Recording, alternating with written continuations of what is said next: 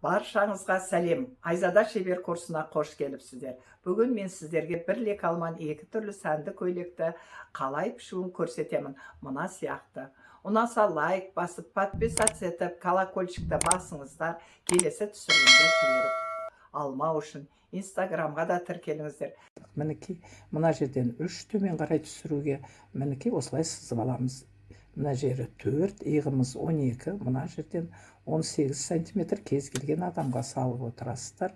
Осылай сызып аламыз. Бұл 46 размер. Оны екі бүктеп салып, мынаны енді иығын осы сызыққа түзу түсіріп, мына арадан 3 сантиметр қосамыз. Оны осылай сызып аламыз.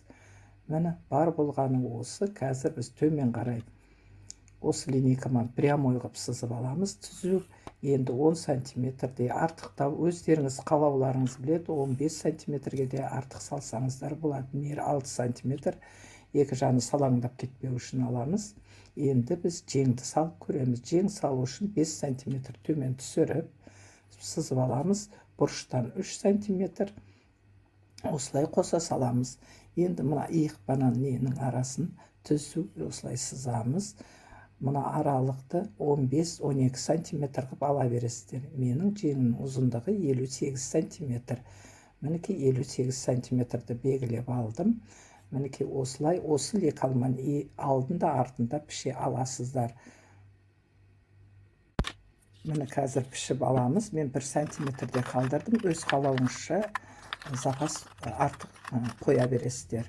Міне осылай қырқып алып, біз мінекей алдын арқасын кесіп атырмын. Енді осы бір лекалман алды арқасын пішуге болады. 5 сантиметр бұл алдын оюымыз.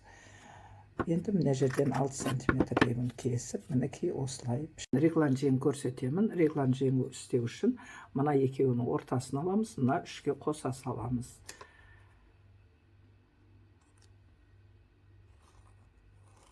Міне осылай сызып, бұл реглан жең болады бізде.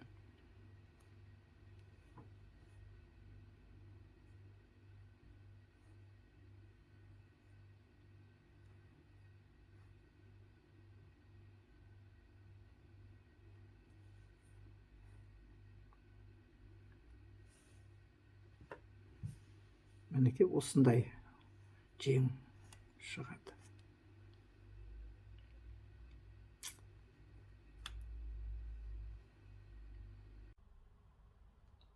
Мінекей бір лекалман екі түрлі сәнді көйлегіміздің фасоны мынау.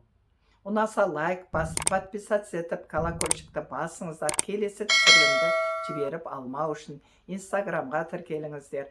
Және де комментария обязательно жазыңыздар, қандай киімнің пішуін көргілеріңіз келеді. Келесі түсірілімде кездескенше сау болыңыздар. Мен сіздерді күтемін.